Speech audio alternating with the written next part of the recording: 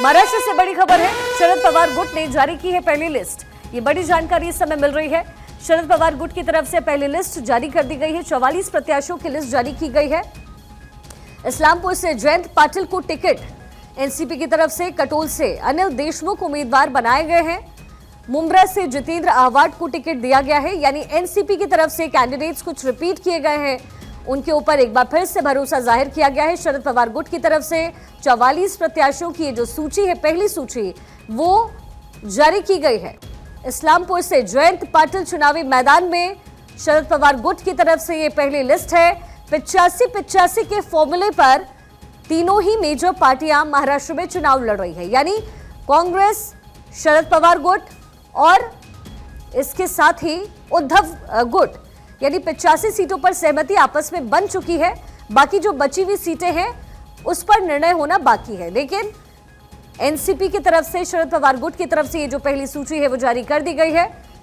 करजत से रोहित पवार को टिकट दिया गया है। कुछ कैंडिडेट्स रिपीट हुए हैं, ये जानकारी भी मिल रही है। कोरेगांव से शशिकांत शिंदे को टिकट दिया गया। बारामती से अजित के भतीजे योगेंद्र पवार को टिकट।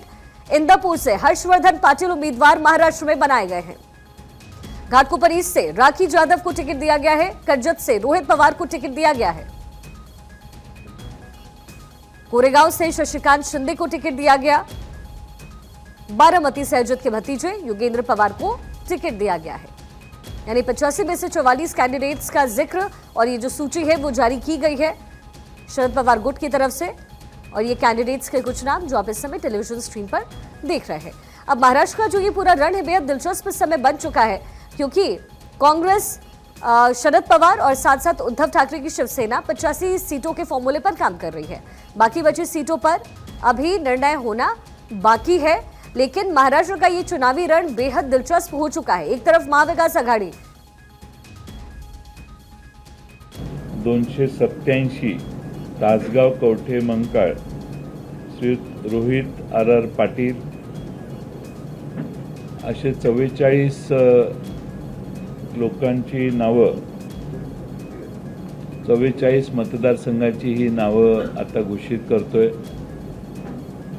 पुण्यातले उरलेले मतदार पुणे आणि आसपासचे मी खाली आपल्यातल्या काही सहकाऱ्यांना सांगितलं होतं की मुंबईला जाऊन घोषित केलेले मला जास्त सुरक्षित वाटतं, त्यामुळे ते यादीत आहेत, पण ते मी उद्या मुंबईला गेल्यावर घोषित करतो। आपल्या 44 मतदारसंघातले हे निर्णय राष्ट्रवादी शरदचंद्र पवार पक्षाच्या एकत्रित झालेल्या बैठकीत घेण्यात आले आणि यांची आणखीन काही निर्णय आहेत।